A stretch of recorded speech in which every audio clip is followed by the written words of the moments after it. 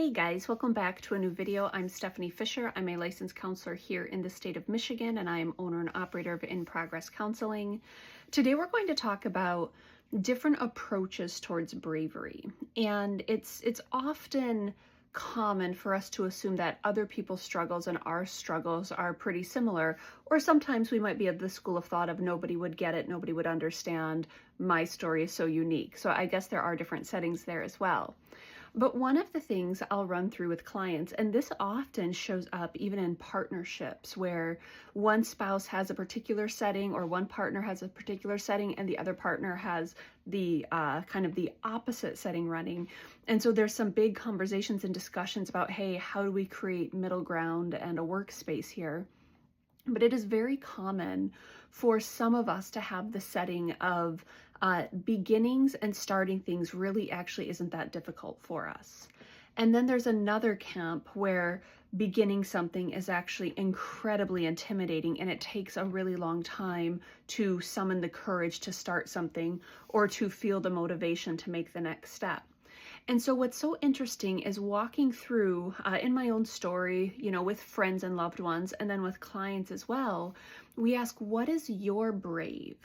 Because my brave and your brave actually look significantly different a lot of the time. And it can be really easy to assume the worst about other people because they can't do the things that come easily to us without us having that reflection of, hey, maybe there's things I'm not really good at that other people are superstars in, and maybe it's hard for me. So an example I'll use with clients, my brave is staying put. My brave is settling, practicing contentment, and being still. That's actually really hard for me. So today, when I go to a new Pilates class for the first time, it's like, that's not brave for me. Starting something, whatever, I can, get myself to readiness. I can look at kind of pros and cons. Do I want to proceed? And then I can just do it. That is not other people's stories. And so they might look at me and say, well, like, wow, Steph, I can't believe you just showed up and did it. It's like, well, yeah, because back in 2017, it was the YMCA and it was going to a bunch of new classes. And back in 2020, it was the boxing gym. And back in 2022, it was the high intensity training. And so going to Pilates is like the next thing. Now you might wonder, is she having commitment issues? Well, no, not really, but I think physical fitness is so fun and there's a lot of different ways to go explore that. And so starting that isn't difficult. However, I can sit with a client who has that readiness or that desire to start a new fitness routine, and the thought of going to a gym is immobilizing. And we might get ready for that for like 5, 6, 7 months. Honestly, it takes me around a week and a half. But again, the challenge for me is that long-term settling into something and practicing just being. That's really quite difficult for me. So I was chatting with my dad last night and my dad said to me, like, man, you've been in school for 20 years. And I was like, well, no, I had that break from, 2009 into 2011, and then I had another break from 2013 to 16, and then I had another break from 2019 to 23. And he's like, yeah, it feels like you've always been in school. And I was like, well, yeah, because that's actually not very hard for me. For other people, getting themselves ready to go commit to a concerted effort over a long amount of time, like a school program or like some sort of training program, it can be immobilizing. And so my hard is staying put. Other people's hard is getting in motion.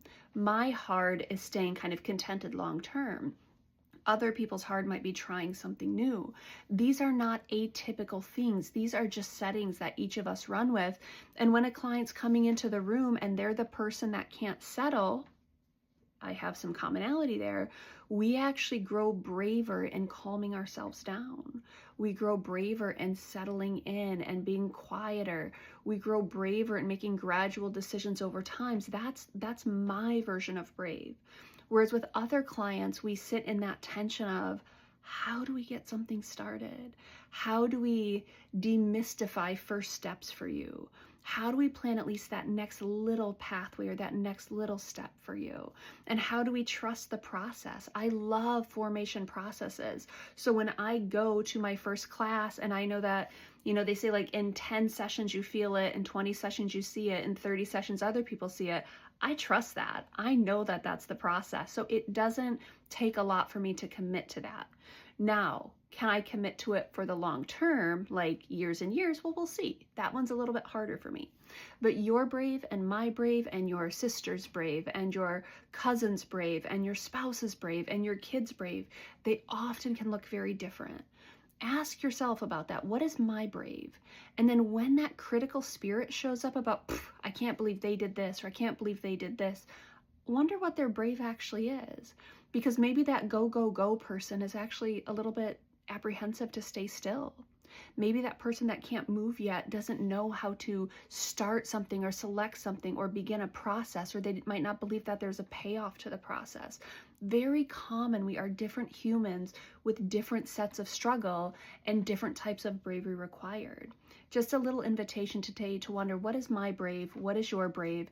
And what do we do when those differences show up between us?